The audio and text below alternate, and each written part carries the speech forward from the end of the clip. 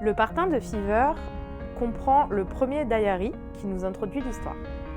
80s, c'est un groupe de 8 adolescents qui se retrouvent dans un entrepôt, leur safe place, pour échapper aux problèmes de leur vie et qui partagent le désir de réaliser leurs rêves.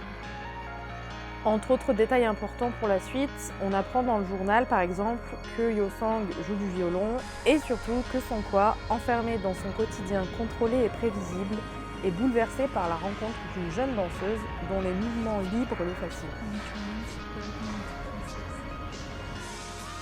Avant de partir, elle laisse tomber un bracelet gravé « Be Free ».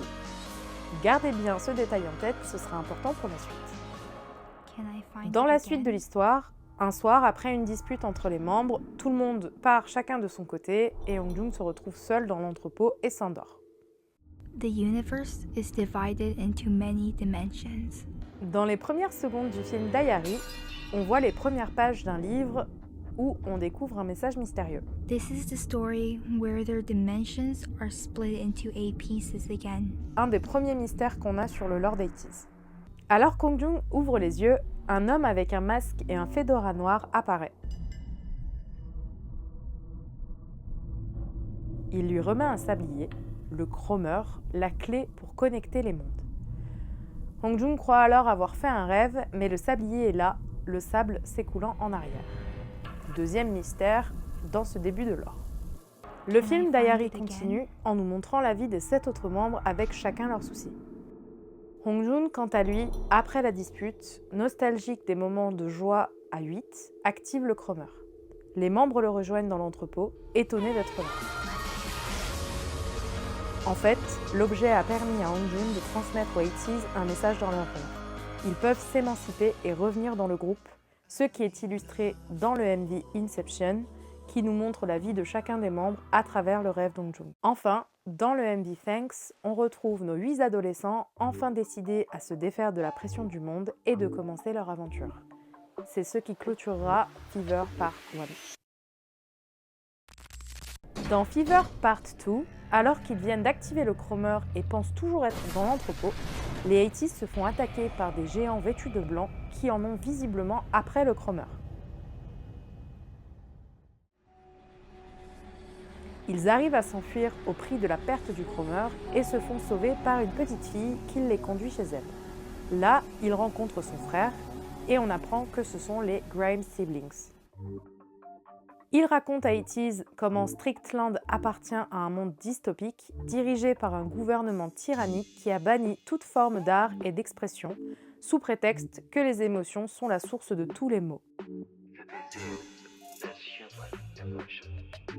Il contrôle la population grâce à la technologie, tout en les maintenant dans une illusion grâce au Yellow Smoke, sorte de fumée hallucinogène, que l'on retrouve dans le MV Fireworks, qui est le premier MV qui se passe à Strickland. Mais dans cet univers, que l'on peut appeler Univers Z ou World Z, en opposition à l'univers A, d'où viennent 80s, tout espoir n'est pas mort. Un jour, des hommes masqués et portant des fedoras noirs sont apparus et, bravant les règles, ont commencé à se produire dans les rues, exhortant la population à se soustraire du contrôle du gouvernement. Les rangs de la résistance grossissent de jour en jour, les Black Pirates sont nés.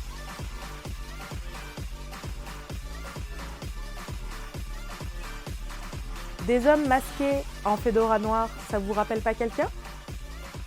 Traqués par le gouvernement, les 8 meneurs réussissent toujours à s'enfuir grâce au Chromer. C'est alors que pour mettre fin à la rébellion, une faction spéciale est créée, les Android Guardians, qui finissent par les capturer. À ce stade de l'histoire, on a déjà quelques indices sur le fonctionnement du Chromer.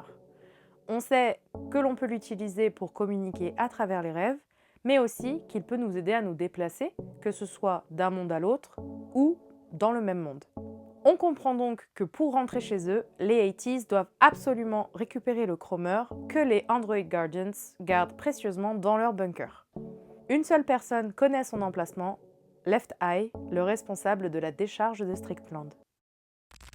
Dans Fever Part 3, grâce à Left Eye, le groupe se procure un bateau et entame son voyage vers le bunker qui se trouve sur une petite île.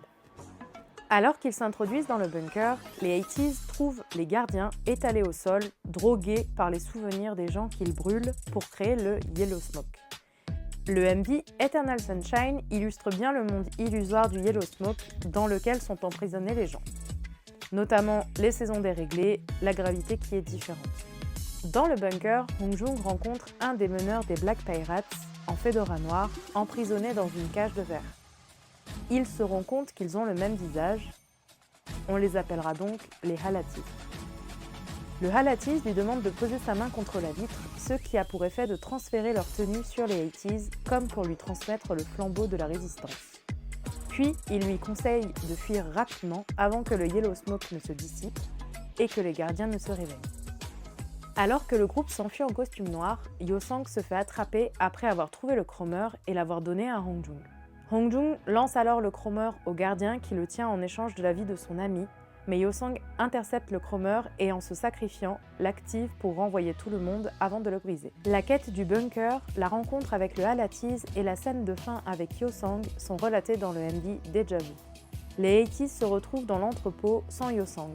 Alors qu'ils n'ont plus d'espoir, Yo-sang leur donne un signe de vie à travers un petit drone.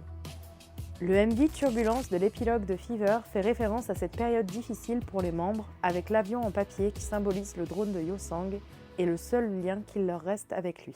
On apprend par la suite, dans un des diaries, que les 80s sont de retour dans le monde A, mais dans le passé, car le frère de Yuno, mort dans un accident tragique, est toujours en vie. Alors qu'il cherchait un moyen de retourner dans le monde Z, Seongkwa trouve un article qui mentionne un artefact maya qui ressemble au chromeur, exposé au Musée national de Corée. Il décide donc d'aller voler l'artefact pour ne pas rester coincé dans le passé et surtout pour ramener Yo-sang. Mais Yuno ne peut se résoudre à quitter cette réalité temporelle et laisser son frère. Malheureusement, dans cette dimension, ils ne sont pas les seuls à s'intéresser au chromeur. Une organisation religieuse, les Science Salvar, avec à leur tête un certain Henry Jo, les devance. En essayant de récupérer le chromeur, Woo-young est pris en otage par Henry Jo, et alors que tout semblait perdu, Yuno débarque avec son gang de motards pour les sauver. Woo-young récupère le chromeur et pendant la fuite, Henry Jo percute un piéton en voiture. Il s'agit du frère de Yuno qui meurt à la même heure que prévu, 17h07. Ils arrivent à fuir en activant le chromeur. Au même moment, à Strickland, Yo-sang est enfermé à son tour dans une cage de verre, entouré des membres des Black Pirates à qui l'on vole l'énergie vitale. Mais alors qu'il n'a plus d'espoir, il entend le son d'une trompette et voit Seongkwa qui vient le chercher.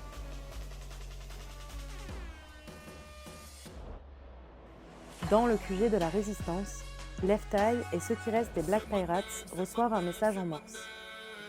Ils sont de retour. L'ère Treasure se passe après l'ère Fever, mais reste assez compliqué à situer dans le lore, du moins jusqu'à la capture de Yo-sang dans Fever Part 3, car il n'y a pas de diary. En se basant sur les titres des albums, on a essayé de trouver une certaine cohérence. Selon nous, chronologiquement, le Part 2 de Treasure arrive en premier. Dans les MV Hala Hala et Say My Name, on peut voir la préparation du plan pour sauver Yo-sang ainsi que sa libération. Le rêve de former 80s dans le début de l'ère Fever s'incarne dans le Part 1 de Treasure, avec les MV Pirate King et Treasure, où les 80s se présentent sous la forme de pirates en quête d'un trésor, symbole à la fois de liberté et de rébellion. Les 80s endossent alors leur rôle de chef des Black Pirates et se mettent en quête de procurer des émotions à travers leur musique, juste avant l'EP fin. Selon nous, encore une fois, dans le Part 3, les 80s connaissent un petit passage à vide. On les voit, comme dans le MV Illusion, se réfugier dans un rêve, confirmé par l'apparition d'une demi-lune dans le MV, pour fuir la dure réalité du combat qui les attend. Arrivés sur une île, un Halatis leur montre le chemin et les exhorte à se réveiller en leur murmurant « Open your eyes ».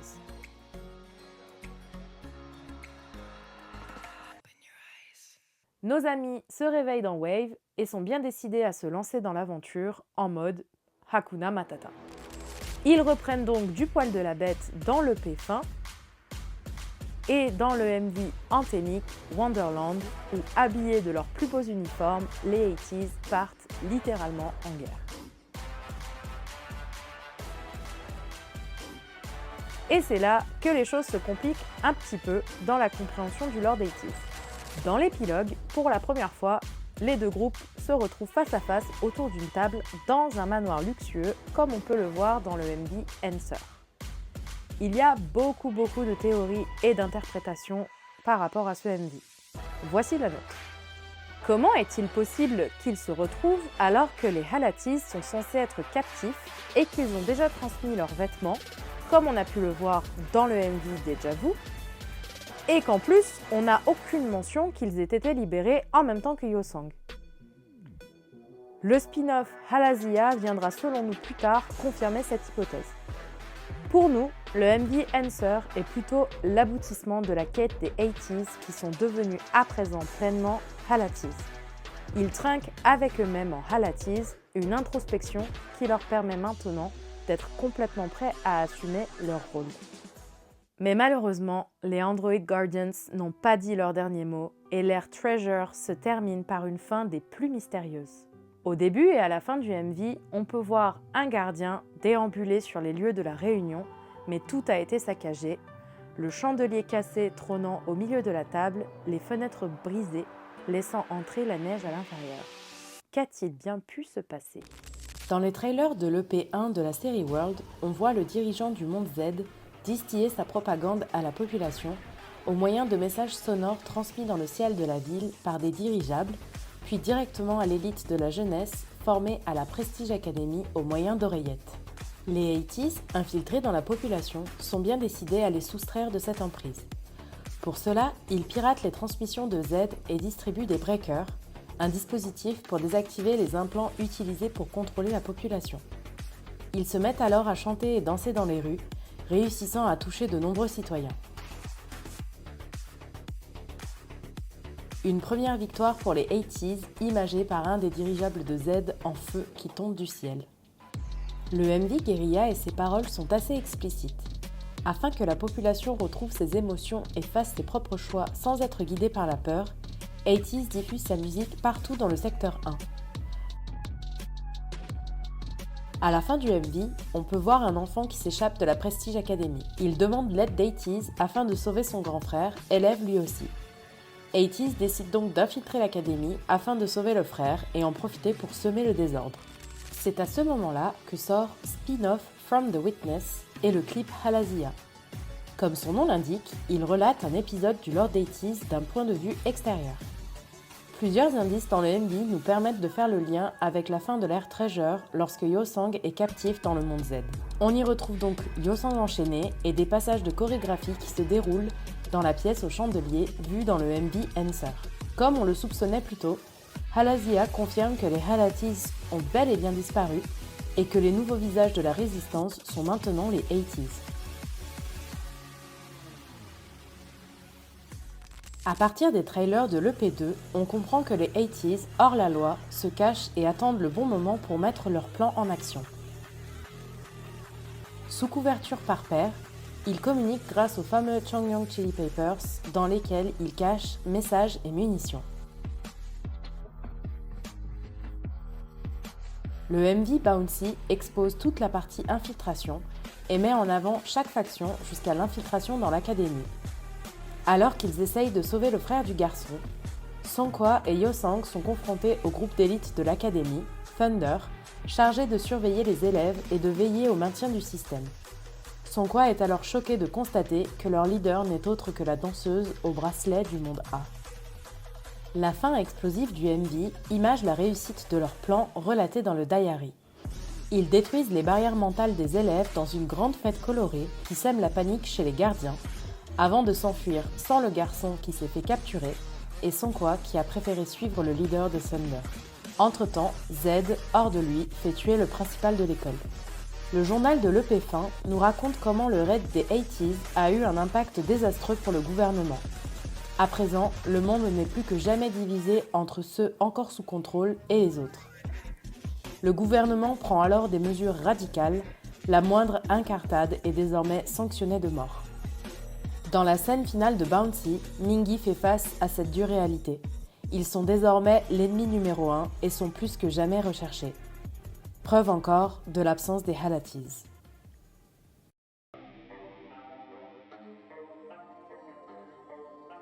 Sanqua finit par revenir au bunker des Black Pirates où s'étaient réfugiés les autres. Pour dissiper tout malentendu face à la déception de ses amis, il leur explique que Thunder est en fait un groupe de résistants dissidents.